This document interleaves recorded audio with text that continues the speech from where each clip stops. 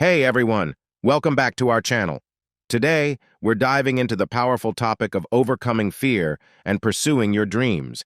We'll explore the psychology of fear, why it holds us back, and practical strategies to conquer it.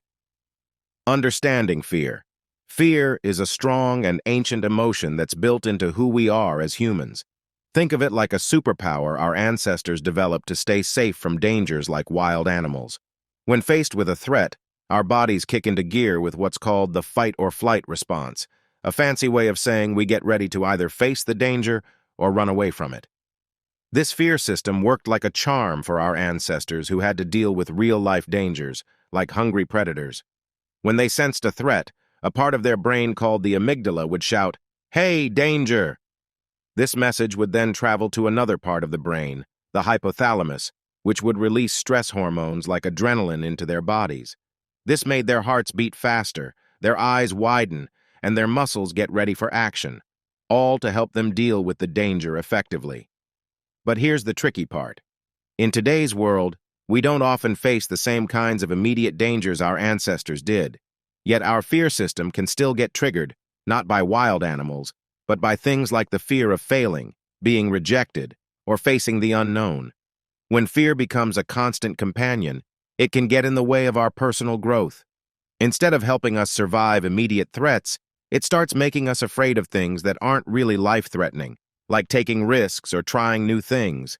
Our minds, always on the lookout for danger, might resist stepping out of our comfort zones, avoiding challenges and opportunities for growth. Why we fear. 1. Social and cultural influences. Think about how your family, school, and the world around you shape the way you think and act. This shaping process is influenced by what we call societal and cultural norms.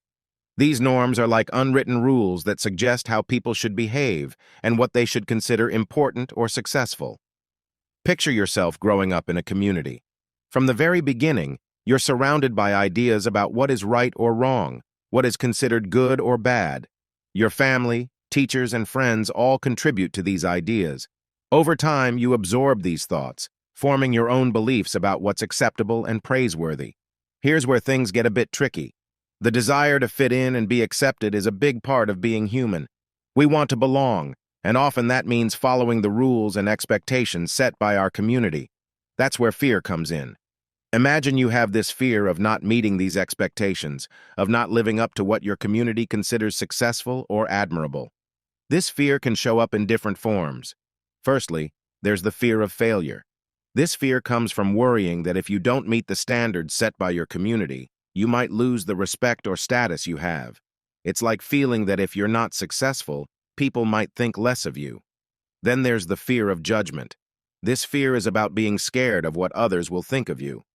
It's like a constant worry that people will criticize or look down on you if you don't match up to what's expected. Lastly, there's the fear of rejection. This is a deep fear of being left out or isolated. It makes you want to act in ways that are accepted, even if it means not being true to yourself. 2. Psychological factors. Think of your mind as a complicated and colorful tapestry that shapes how you feel and react to things, especially when it comes to fear. Each person has a unique mind design influenced by different things like tough experiences, good and bad memories, and the things they've learned over time. Understanding how your mind works is super important when it comes to figuring out why you might feel scared or anxious about certain things. Let's talk about tough experiences, or what we call traumas. These are moments in life that were really upsetting or even harmful. When you go through something like a scary car accident, it can leave a strong mark on your mind. Even when you're safe and there's no real danger, your mind might still react as if there is, like being really afraid to drive again. Now, our minds also learn from experiences, both good and bad. Good experiences can make us feel confident and safe, while bad ones can plant the seeds of fear. For example, if you had a scary encounter with a dog when you were little, you might grow up feeling scared of dogs even if most of them are friendly. Your mind kind of holds on to these fears, shaping how you react to similar things in the future. The world around you, especially when you're growing up, also influences your fears. Imagine if you were in a place where people always acted like spiders were super scary. You might start feeling scared of spiders too, even though they're not really dangerous. The things you see and learn from your environment can get stuck in your mind, affecting how you see and react to the world. Sometimes your mind keeps feeling afraid even when there's no real danger around. This is because those tough experiences and learned behaviors stick with you. It's like your mind is responding to things based on what happened before, not what's happening now. Practical ways to overcome fear. 1. Identify and understand your fears. Imagine you're in a dark room and you want to find your way out. The first thing you need to do is turn on the light. Similarly, if you want to overcome your fears, the first step is to identify and understand them. It's like shining a light on the thoughts and feelings that make you anxious or scared. To start, you need to figure out what exactly you're afraid of. It could be fear of failing, fear of being rejected, or even fear of the unknown. Think about how you react in different situations and pinpoint what makes you feel uneasy. This is like creating a map that shows you where your fears are coming from. Next, you dig a bit deeper to understand why you have these fears. It's like going back in time to explore your past experiences. Maybe a bad memory or a tough time in your life has left a mark, and that's where your fear comes from. For example, if you're terrified of speaking in public, it might trace back to a moment in your childhood when you felt embarrassed or criticized. Society also plays a role in our fears. Sometimes we feel pressured to meet certain expectations set by the people around us. If you're scared of not fitting in or being judged, it might be linked to what society says is acceptable. Recognizing whether your fears are influenced by societal norms helps you separate what others expect from what you truly want. Then, there are limitations we put on ourselves. It's like drawing an invisible line around what we think we can or can't do. These self-imposed limits create fears of failure or success because we doubt our own abilities. Overcoming this involves realizing these limits are often just in our minds and challenging ourselves to go beyond them. This process of understanding your fears isn't a straight line. It's more like a journey where you ask tough questions and explore your emotions. It might feel uncomfortable, but that's okay. Asking for support from friends, family, or professionals can make this journey less daunting. Once you have a clear understanding of where your fears come from, you can create strategies to face and conquer them. This could mean gradually facing situations that scare you, changing the way you think about certain things, or being kinder to yourself. The strategies you choose will be unique to you, tailored to tackle the specific roots of your fears. In the end, turning on the light to identify and understand your fears is like finding your way out of a dark room. It takes courage to explore your emotions, but by doing so, you pave the way for personal growth and a more fearless and empowered life. Challenge: negative thoughts. Overcoming fear is like a brave journey where you not only recognize and understand your fears, but also take on the challenge of dealing with the negative thoughts that make those fears stronger. These negative thoughts often come from believing in things that might not be true or thinking the worst will happen. To break free from fear, you need to look closely at these thoughts, figure out if they make sense, and replace them with more realistic and positive ideas. These negative thoughts can show up in different ways, like thinking everything will go wrong or feeling like you're not good enough. They're like automatic reactions that create a mental landscape full of worry and nervousness. To deal with them, you first have to notice when these thoughts pop up. This means paying close attention to your feelings and recognizing when your mind starts telling you negative things. Once you spot these thoughts, the next step is to question whether they make sense. Often, these fear-driven thoughts come from assumptions or thinking about past experiences that might not relate to what's happening now. For example, if you're scared of speaking in public, your mind might be telling you that making a mistake will be a complete disaster. By looking closely at this thought, you can see that making a mistake while speaking is normal and doesn't lead to the terrible outcome you imagine. A useful trick in this process is to find evidence that supports or goes against these negative thoughts. You can ask yourself questions like, is there proof that what I'm afraid of will really happen? Or, have I faced similar situations before, and how did they turn out? Gathering evidence helps you challenge the irrational beliefs behind your fears and brings a bit of reality into the way you think. Changing negative thoughts into more realistic and positive ones is a big part of overcoming fear. It's about shifting your mindset to focus on being strong, adaptable, and in control. Instead of constantly worrying about failing, you can change your thoughts to see failure as a normal part of learning and an opportunity to get better. This change in thinking helps you become more optimistic and positive, reducing the power of fear-driven negativity. Positive affirmations and self-talk are super helpful in this transformation. It's like consciously choosing and repeating positive statements to counteract the negative thoughts. For instance, if your mind says, "I'll embarrass myself in front of everyone," you can replace it with, "I am capable and resilient, and even if I make a mistake, it's okay." This reshapes your landscape, making you feel more confident and sure of yourself. Gradual exposure. Overcoming fear can be compared to climbing a ladder, taking one step at a time.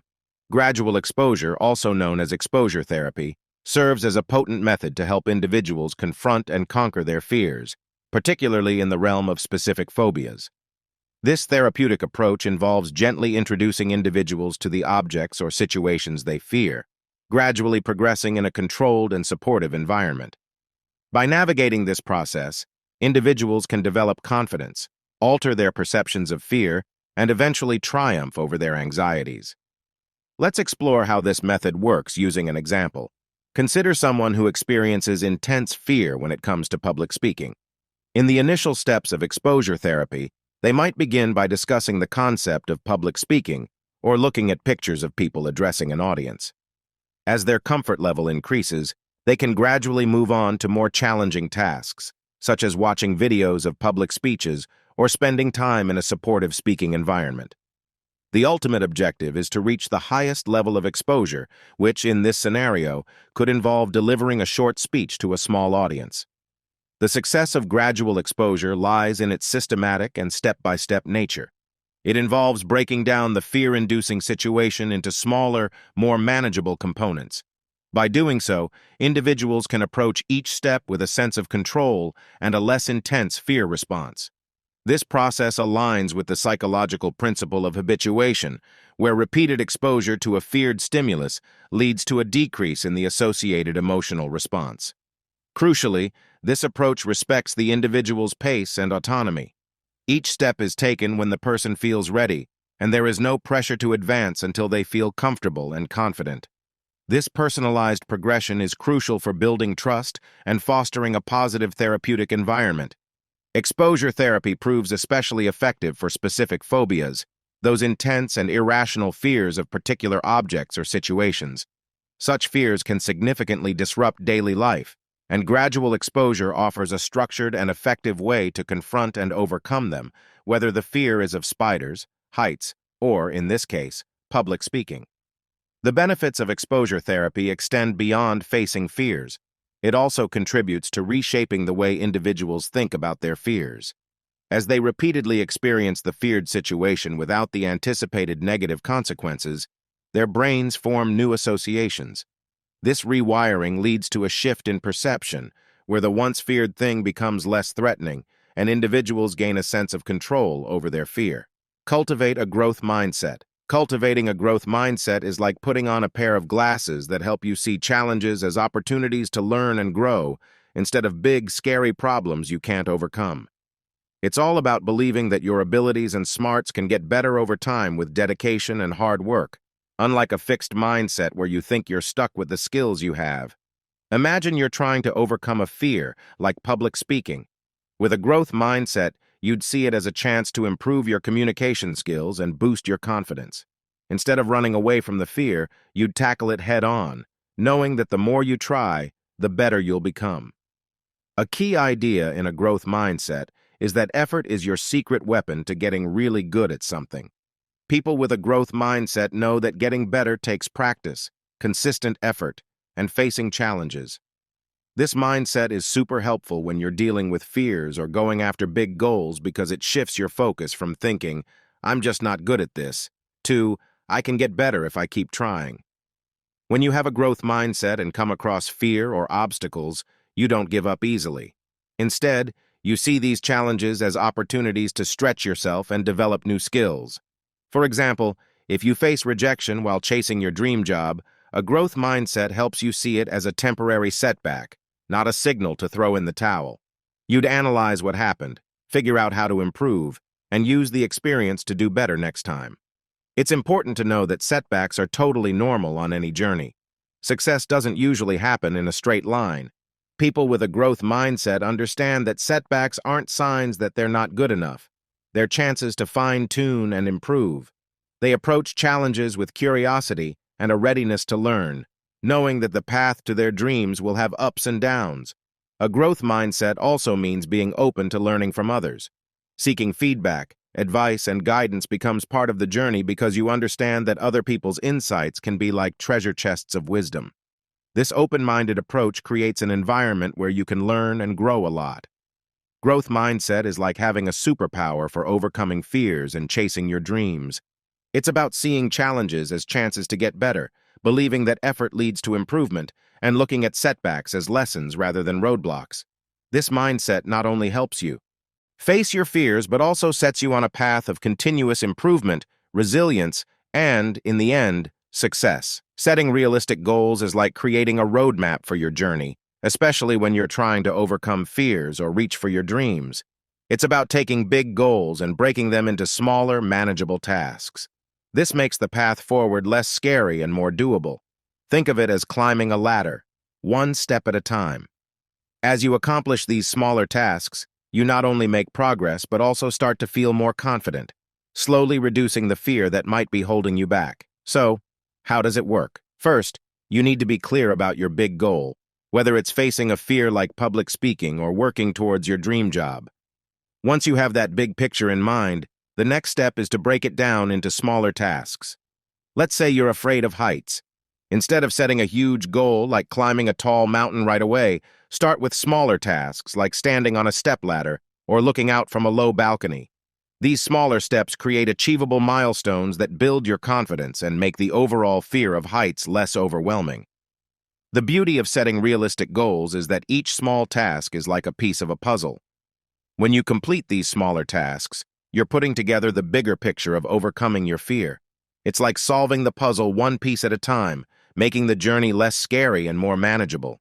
Celebrating the completion of each small task is important. It's like giving yourself a pat on the back for taking steps toward your bigger goal.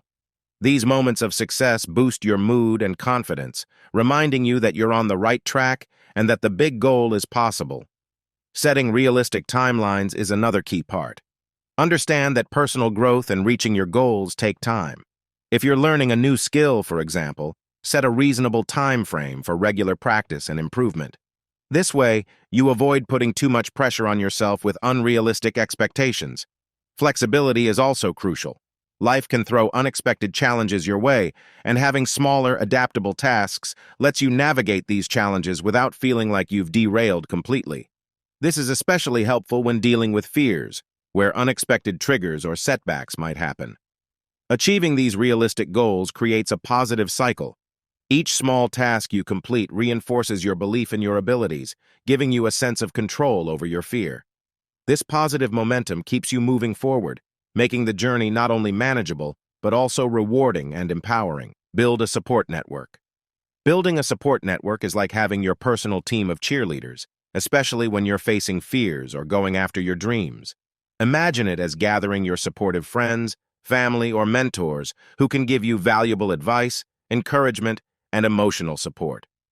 This network becomes your safety net, helping you handle challenges and celebrating your successes. To start, identify the people in your life who truly care about you and your goals. These could be friends who lift your spirits, family members who understand your dreams, or mentors with experience in areas you're interested in. Building connections with positive, encouraging, and understanding individuals sets the foundation for a strong support system. Sharing your fears and dreams with others might feel vulnerable, but it's a powerful step. It allows your support network to offer insights and encouragement. When facing a fear, talking to someone you trust can ease the emotional burden and provide fresh perspectives. Likewise, when pursuing your dreams, sharing your goals lets your support network offer helpful feedback and cheer you on. One of the great things about a support network is the diversity of perspectives it brings. Different people offer unique insights based on their own experiences and backgrounds. This diversity becomes really helpful when you're dealing with challenges or looking for solutions. Someone with a different viewpoint can offer new ideas and help you see things differently. Encouragement is a big part of a support network. When you're dealing with fears or challenges, Having people who believe in you can be a powerful motivator. Their words of encouragement boost your confidence and remind you that you're not alone in your journey. Practical advice is another valuable aspect of a support network. Mentors or those with relevant experiences can share guidance based on what they've been through. Whether it's overcoming fears or working towards dreams, their practical insights can be really helpful. Learning from their experiences can save you time, energy, and help you avoid common pitfalls.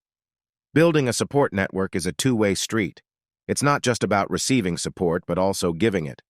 Being a supportive member of your network strengthens your relationships. Offering encouragement, listening, and helping others when they need it create a positive and supportive dynamic within the network. Communication is key in maintaining a healthy support network. Regularly updating your network on your progress, sharing experiences, and expressing your needs contribute to a sense of community. Ongoing conversation ensures that your support network stays informed and engaged, ready to offer assistance and celebrate achievements. Thanks for joining us on this journey of overcoming fear and chasing dreams. Remember, you're not alone in this. If you found these tips helpful, give us a thumbs up, subscribe for more empowering content, and share your experiences in the comments below. Stay fearless, and we'll catch you in the next video.